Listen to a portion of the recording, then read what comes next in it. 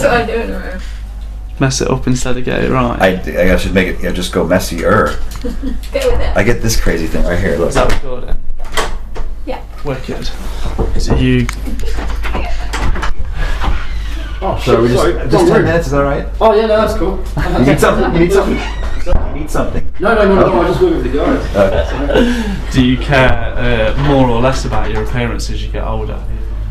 Because Is this an actual question? No, it was just because you were doing your hair, and I was No, like, because I'm looking at a fucking mirror, that's why. oh no, I'm looking at a mirror, now we're both like, Yeah, a moment like, shall we just oh, ignore that's what I each look other like? and just do Yeah, this? fuck, that's what I look like. Yeah. And just taking picture shit Is now. my beard ready, this ginger? Crikey. The meet and greet looks a lot of fun. Mm-hmm. Are you enjoying that kind of thing?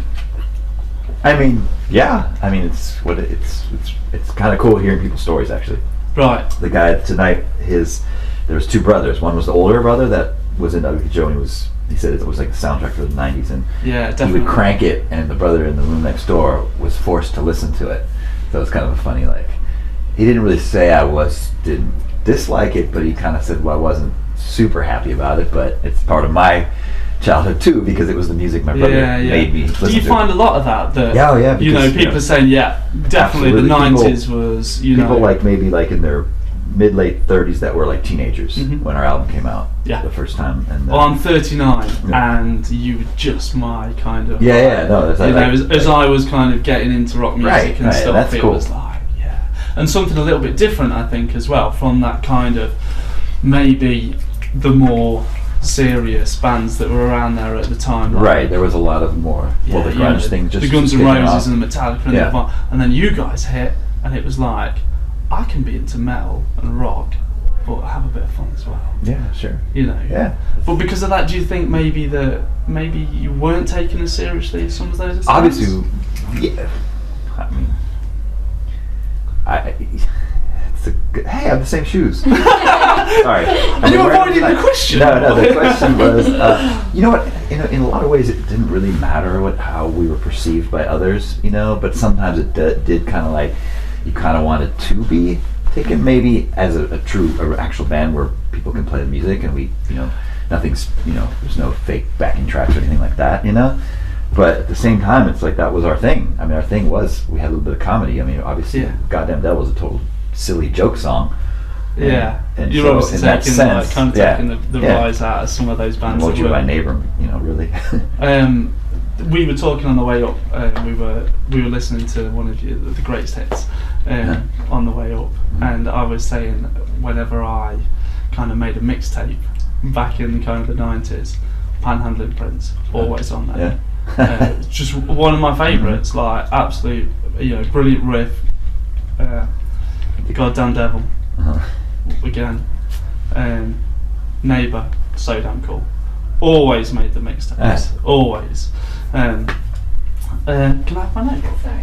Sorry, I haven't even got to my questions yet. Sorry, thank you. That's alright. So, how did the getting back together happen?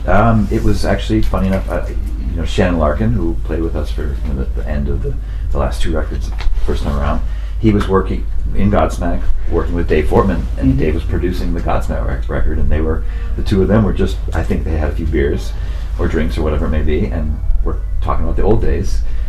And like, I think that night or that day, they both, like, at the same time were like, oh man, we could probably at least get the band together, I would get Joe, and do a record, because Dave at the time had a recording studio. Oh, right. And he's a freaking awesome producer. You know, he did like all kinds of big bands. He did Evanescence, that was his big, he did that whole big record, the first two.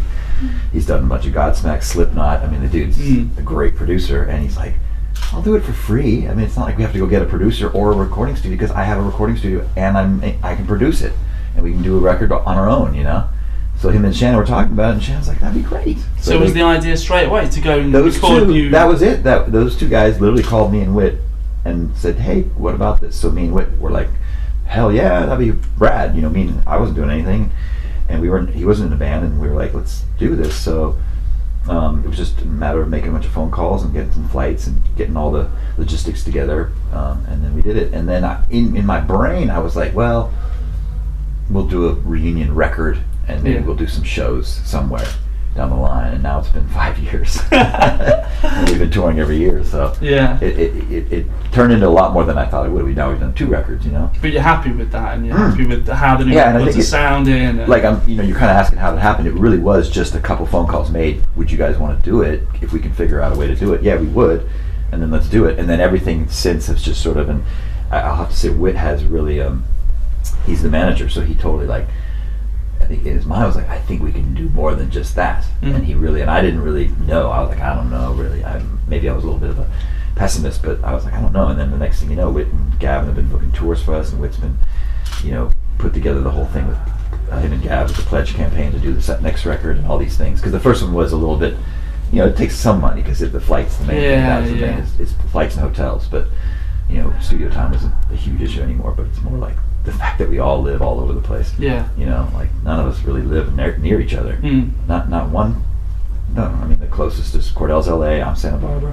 Whit's, he was in Italy for 6 months, so he's everywhere.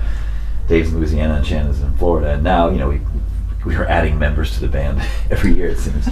Zach and. So are you kind of self-funded? If Whit's managing you, then you know there's no big record label kind of. Oh yeah, no, it's all like, you know, as we say, UKJ Records. You know, it's all our own thing. And, I mean, we have some ties with distribution and stuff, but for the most part, it's Whit and Gavin are co-managing. But Whit was managing mainly for those 2 years in between where I didn't really know what was going to happen. So yeah, it kind of grew into more than I thought. Yeah. But it's surprising because like this tour, for instance, we played some shows. We played a show in France, and there was like 1,000 people there. I was going to say, how's the tour been so far? And I'm like, this feels like 1993 or 92 all over again, because we played the same room 20-something years ago, and it was, you know, similar amount of people. Maybe it was 1,200 then. It was like 2,000 this time. So that's pretty amazing, considering, you know, we were all over MTV back then and on the radio and shit. Like now we're not on anything, and it's just literally like people that almost word of mouth type of thing. Yeah, a lot. Can I just ask, with regards to you all being scattered over the world, like how did you go about writing a record in that case? Like, are you sending bits to each other? It was a lot of like demoing songs on your home rig, sending the demo to the various members, and getting the feedback. Oh, we should work on this one and this one. And Dave, for instance, he doesn't really do that. He just literally will go in the studio and he's like, well, what? And then, you know, we work on one of my riffs, one of Whit's riffs, one of whatever, and then it's like we go to look to Dave, so what do you got? And he'll be like, I got a song, and he'll literally literally he'll have written the song for the most part, 90% of the lyrics or whatnot, and Whit'll just fill in the blanks, and he'll like literally, it would be Shannon or Zach just right there in the studio. It goes like this, and then you kind of do this bridge thing, and for an hour, and an hour later you got a drum track recorded, and we start to layer the guitars. Yeah. Then Whit starts to sing it, and him and Dave will sing together a lot of it, and then until Whit gets it, you know, like the melody goes like this, you know. And Dave's a pretty very musical guy, and he hears the harmonies and this and that, and Whit was a really good like listener, you know. He'll like, you know, how do you want me to sing it, Dave? And Dave will tell him how he wants to sing. And an hour later, it's like, wow, Whit sang the whole song. Brilliant. You know, so yeah, it's just a lot of it really comes down to being in the studio and just really being in there for 14 hours a day for like however it was, 3.5 weeks. And then there's old songs and there's new songs, and then there's like a Whit riff and then a Klaus riff, and we'll mash it together, and then you know. How's the kind of the reaction and playing the new stuff with the old stuff on stage and stuff? You know, is it all? Funny enough, some of the crowds, you know, I'm actually surprised sometimes when they know the new stuff, because I figure nobody has the new record because we don't really sell a lot. It's, you know, it's all digital and shit like that. So you wonder, and you obviously know that we sold a ton of records back in the 90s. So I'm assuming everybody's going to know that America's Wanted stuff and not know so much of the new stuff. But then I'm also learning that the people that do come to our shows do have the new stuff and know the new stuff, because I'll see people singing No One Survives, I'll see people singing I'm All Right, and they're singing like every single lyric, so they're obviously know it. And I'm like, how's your fan base changed over the, you know, well, you say older. So you told them we're definitely getting older, but giving less of a shit about what we look like. Right. Those are mirroring. Do you think you're gaining new fans? Yes, absolutely. And we played in Warsaw, and it was weird. It was insane. First of all, like the crowd was out of their mind, and I swear to God, half the crowd was under 24. Really? And we were like, what is going on? You know? But that must be a cool thing to go out and see. These are actual kids, like literally kids, like kids, you know, late teens, early 20s that are are discovering our band for the first time because they weren't even alive, 20 years ago. Yeah. Right? Like 25 years ago. 25 years ago. Yeah. Do you have any big regrets from back in the day? You wish that you'd done things differently, or? No big regrets. You're happy with? I think the way we broke the band up was really good because we all remained friends, and it paved the way for both good, strong, long-term friendships between all of us. I mean, I just saw Mark this summer, the original drummer. We're all still really good friends, and on top of all of that, it kind of paved the way for the possibility of getting back together again. Yeah. Because it wasn't like, we were definitely on the down slide, but it wasn't like we had burnt it to the ground, including the friendships and the mental. So when you did get back together, it wasn't like... It was like fun, and it was like friends. You didn't have to do a documentary or anything to put your demons to bed or anything. Yeah, I guess one. So, is commercial success important with the new album, with touring, with all that? For me personally, I just didn't expect any success at all, honestly. So any success is a pleasant surprise. Sure, would it be awesome to sell 1 million records again? Sure, that'd be insane. I wouldn't even know what to think. But we don't assume it at all. So it's not important. No.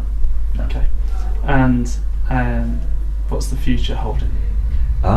This is 2017. The upcoming year looks to be a busy year for us because we're already been slated for a couple festivals in Europe, including the French Hellfest, I believe, we got booked. And so we're going to try to book some stuff around that. And so we'll be back in the summer, which we haven't done in a while. Yeah, we haven't done the festival thing since, I think, 2012. No UK. But we came that one time for like 10 days. We did the Polish Woodstock, it was literally like a 10-day thing. There's a lot of fans wearing your shirts. Yeah? Well, how does that make you feel?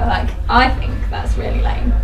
What do you mean, though? Right. Because they're obviously a fan of yours. We argue about this. They're obviously a fan of yours, that's why they're here. Maybe a little bit of a different... I'm going to interrupt you. And you're saying, do I think it's lame that they're wearing our shirts? No, because that's like the only way we make money now. I think it's awesome. Yes! See, I come from an era where, I think you'll kind of agree that band shirts are like, back in the 90s, that's all we were wearing. Like other band shirts. I wish I had still, but I wish I would have kept all my shirts. Yeah, oh my gosh, I had some fantastic. Remember Wasp? Oh yeah. I had some great Wasp ones with I love skulls and